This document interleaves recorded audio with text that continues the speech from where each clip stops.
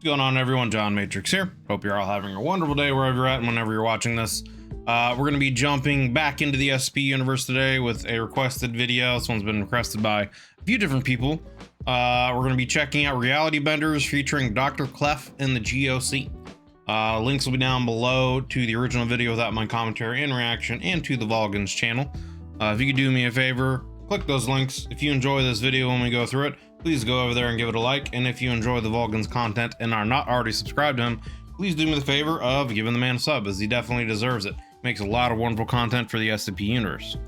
If you'd like to join us when we do these reactions live, there is a join button underneath the video, as well as a link in the description. You can take a look at the YouTube member benefits and tiers that I offer. See if any of them have any interest for you. You can get early access to videos, you get priority in any kind of reaction requests you might have, sub Discord channel, stuff like that. So check it out if you decide you want to take your support for the channel to the next level. With all that said, we're gonna jump into it here. Again, this is Reality Benders featuring Dr. Clef and the GOC by the Volgan. So let's do it. Let's get into it.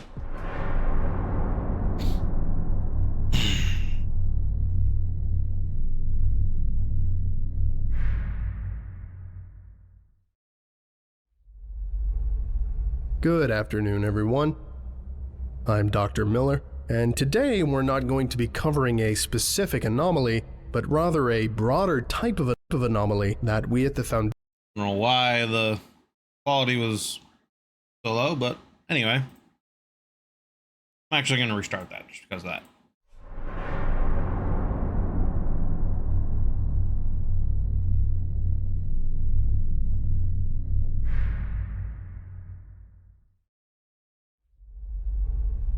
Good afternoon, everyone.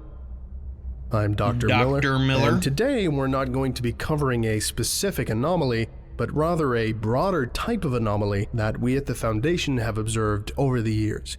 This anomaly has many names, but the most common term adopted by Foundation researchers is Reality Bender, or Type Greens, by GOC operatives. Type Greens, okay. The following document, seized by Mobile Task Force Delta 5... Never heard of that terminology for Reality Benders yet, Type Greens. So I guess that means the GOC has their own code for various types of, SCP anomalies, etc., etc.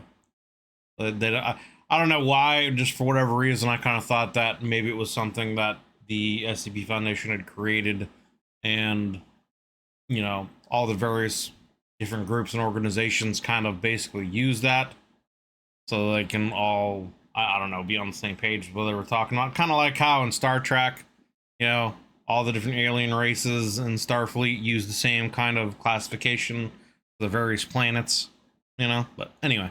5 is part of a larger case file on the Global Occult Coalition.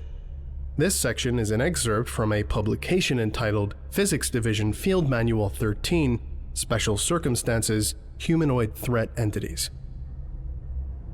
Type Green, Reality Bender. Introduction.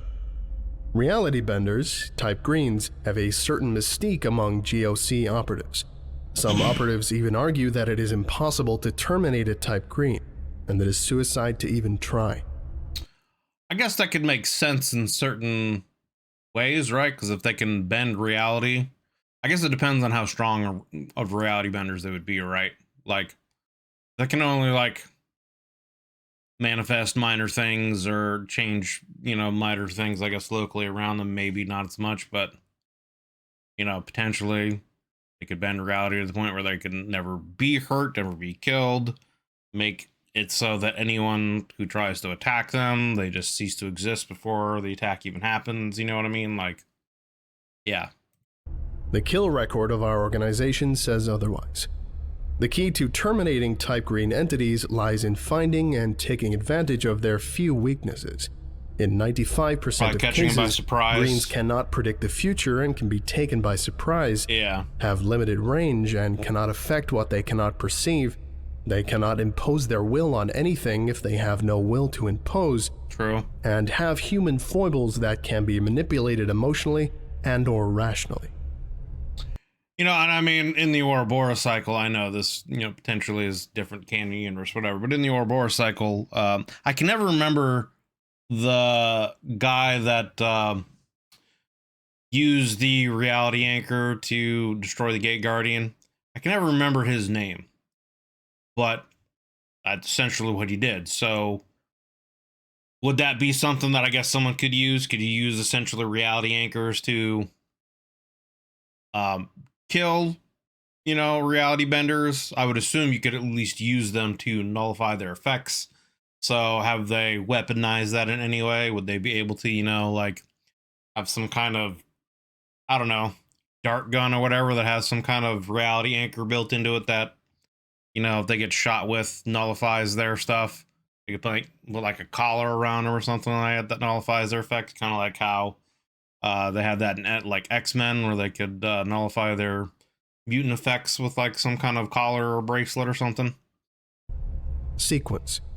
99% of type greens undergo the following sequence of psychological changes as their powers progress. Phase 1. Denial. The subject refuses to acknowledge their ability to warp reality. I can see that. The type green will attempt to rationalize away their abilities by various means. Right. It's just in a fluke. some cases, the type green will end here. Their ability will be self-suppressed, and they will not proceed. However, that is actually kind of an interesting idea, right? They're a reality bender. They have the ability to bend realities. They don't believe they have these powers, so they use their powers to essentially remove their powers. Interesting. I hadn't really thought about that before. Then proceed to Phase 2, experimentation. The subject acknowledges their abilities and begins to test the limits of their powers. Seems like a reasonable progression. Type greens tend to experiment in one of two patterns: slowly, methodically, and carefully, advancing a small amount at a time, or in a small number of sudden jumps. In any case, the subject will generally remain in this mode for some time before proceeding to Phase 3, stability. The subject reaches the limit of their powers and determines the boundaries of their abilities. The type green achieves control over their reality shifts and can manipulate them as necessary. More importantly, they can choose not to utilize their abilities if needed. Phase 3 is normally characterized by attempts to live a normal life. The subject will continue in normal routines, and aside from necessary precautions to prevent losing control, will utilize their abilities only in private and only in a manner that will not harm others. See, to me, like, that seems like it's reasonable, right? Like, I feel like, this is just me and my personal opinion, obviously. There could still be cases where obviously someone could lose control and they could wipe out an entire city accidentally or for whatever reason, but as long as they're able to manage their abilities, and I would guess, the SCP or whatever organization could have someone monitoring them closely, and if they are deemed to be, about to lose control or whatever, they could be, knocked out or something like that. You know what I mean?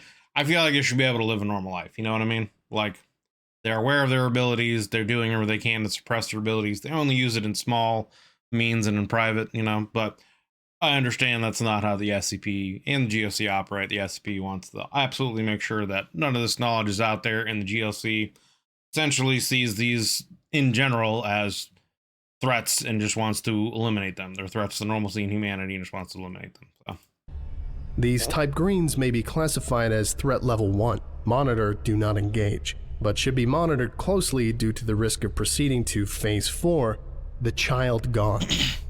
Sadly, the majority of type greens will eventually progress to Phase 4. During this phase, the reality bender becomes obsessed with the power it possesses and will attempt to utilize it for personal gain at the cost of others. This phase is marked by reduced empathy for other humans, inability to accept personal faults, and increased megalomania.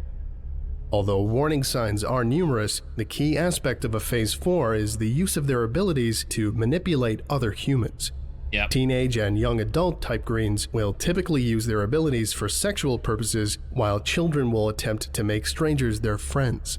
Older adults may attempt to manipulate others for love or financial gain. Although a few cases have resulted where the type green then reverts to Phase 3, 99% of them will remain at Phase 4 until eliminated.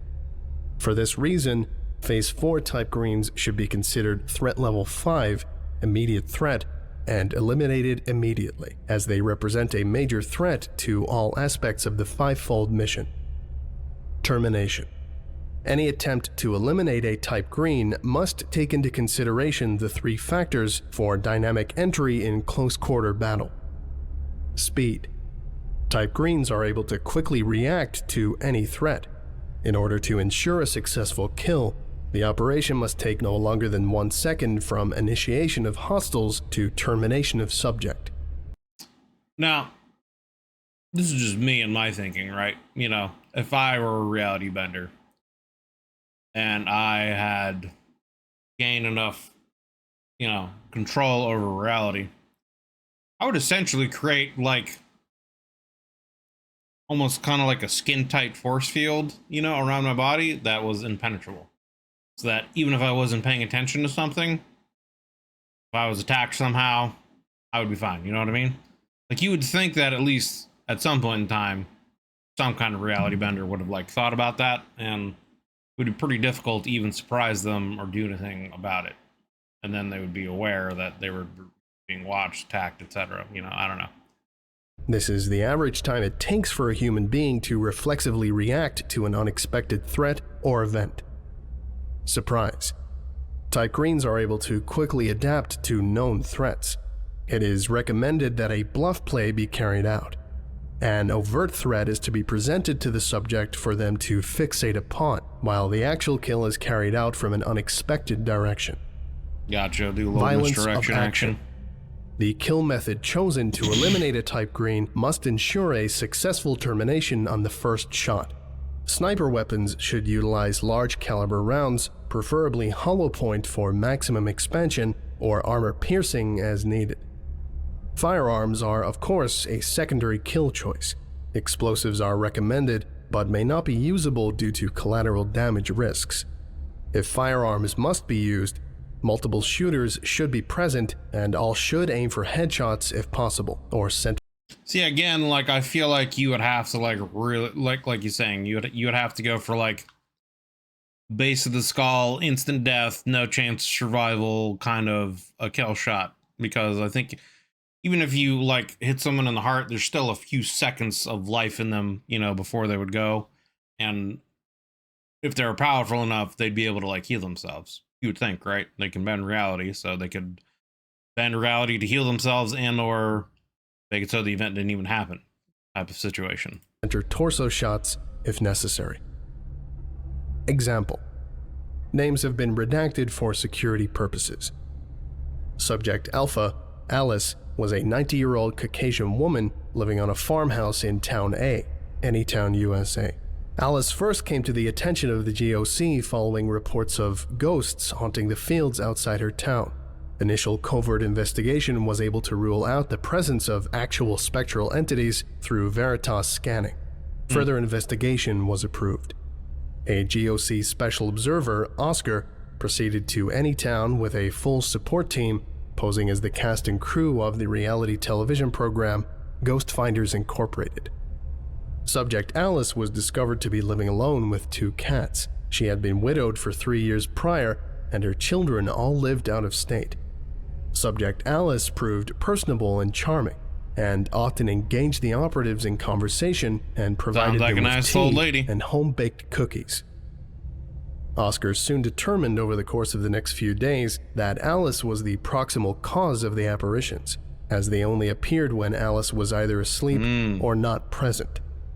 Upon engaging her in further conversation, he discovered that she was a lapsed Catholic, now agnostic, who expressed a desire to believe in an afterlife but was not satisfied by her faith. Interesting. Agent Oscar theorized that Alice was a subconscious type green who was expressing her grief over her husband's death by manifesting apparitions of his ghost.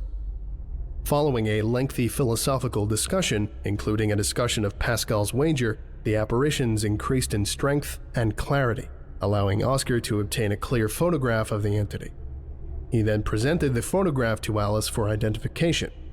To his surprise, Alice identified the photograph not as her husband, but as Subject B, Bob, a young man with whom she had been acquainted during her younger years.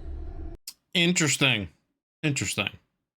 Wonder if it's a situation where, like, Bob was her first love. Maybe he died. And for whatever reason, that's what she dreams about. Or something like that, you know? Interesting. Alice claimed that she and Bob had been romantically involved in the early 1940s, but their relationship had been suspended when Bob was drafted into the Second World War. During that war, Alice made the acquaintance of her eventual husband, a factory worker who had been classified 4F due to a leg injury caused by an automobile accident.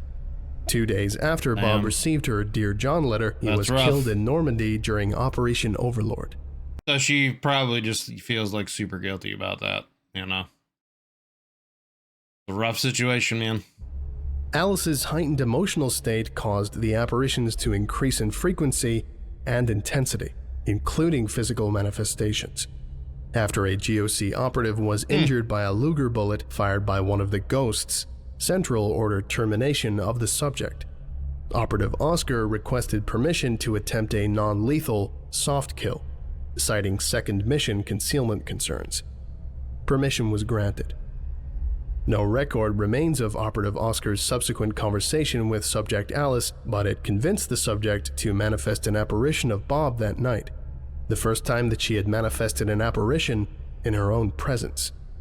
After receiving emotional closure with what she believed was the spectral entity of her old lover, the apparitions ceased manifesting entirely. That's a pretty easy, I don't know, easy, but I guess good solution, you know, like give her closure essentially, alleviate the guilt she has, solves the problem.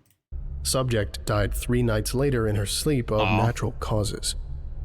No further paranormal phenomena have occurred in the area since Subject Alice's death. Operative Oscar was commended for his actions.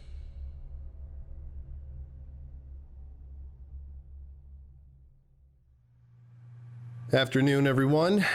Have a seat, get a cup of coffee and a muffin. Also, a reminder... I would enjoy a cup of coffee and a muffin, especially if you got blueberry muffins. I will take that. Bro, can you imagine when we get to like Star Trek, like replicator stage of technology, and like you see something on TV or whatever, and like a little button will appear on TV, and you can just push that button, and it'll just like you see a commercial with like, I don't know, a McDonald's burger or a pizza or just something, whatever that looks good, and you just hit a button, and then it gets like replicated next to you. What I wouldn't give to live in that time. Seminar rooms are a weapons-free zone. Please make sure you've surrendered your weapons at the reception desk. I know, it's bullshit, but the last thing I need is an O5 complaining because one of you was walking around the blue zones with your piece. Everyone good? Cool.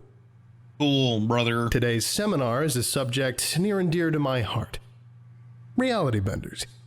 Type Greens, Mary Sues, Bixby's, Shapers, Wizards, Gods, Devils, Outside Observers, call them what you will. These are the guys that change reality based on perception and willpower. Bixby's. I don't know what they would be called with that. I could see obviously Shapers, Wizards, Gods, Devils, you know, all the rest of them, but I don't know about Bixby's. I've made a career out of both containing and killing these guys. You're here to get certified to do the same thing. Want to know my secret? I feel like Dr. Clef is like the drill sergeant in Full Metal Jacket right now, you know, like he's about to, you know, train us to become GOC Marines to take out the Reality Benders. We'll get to that later. First of all, I want you to take a look at the doors to the seminar room. Notice something about them? Look again. What doors? Yes, the doors are gone. Take a closer look if you want. Touch them. They're not there. The doors have literally disappeared. But that's okay, right? You can still get out the windows if you want. Except there's one small problem. And there aren't any windows in this room either. Are there? All the windows are gone. There's nothing but 4 blank walls, a ceiling, and a floor. No way out. But how did you get in? That would be creepy. Along with starting the to freak little out sound a bit. effect in the background there. Don't worry. Just take a deep breath. You're gonna be all right. Just a bit of a change to the way the room's set up. It's not like anything worse is happening. I mean, it could be worse, right? At least you're safe in here. It's not like the desks are coming alive to kill you now, is it? Oh, wait. Yes, they are. The desks are Yikes. going to kill you. What are you gonna do? How are you gonna survive? The goddamn room is alive and going to eat you. Watch for those desks, they've got teeth. Get the away from there now. You wanna live? You're gonna have to fight. Don't try to deny it, you motherfuckers. This is real. This is happening. This Like I said, he's going like Full Metal Jacket on us here. is a reality bend, and you're gonna die unless you can fight it now. Oh, I see. A real tough guy, huh? What the are you gonna do with that 9mm? Is that gun really gonna do anything against a reality bender? I can turn your goddamn bullets into sand. I can turn your eyes into jello. I can turn your gun into a f***ing bagel. Now put that damn gun down and lie the down on the ground, you nugget. I am a living god, and you are nothing but a insect. What do I want? What do I want? What the shit do I need from a turd like you? I don't want anything that you can give me except to be my plaything, and that's all you are gonna be. You're gonna be nothing but toys in front of this god game for all eternity. There is no escape, no respite. You live when I say live. You die only if I allow it. There is nothing left but my imagination, and you are all figments of it.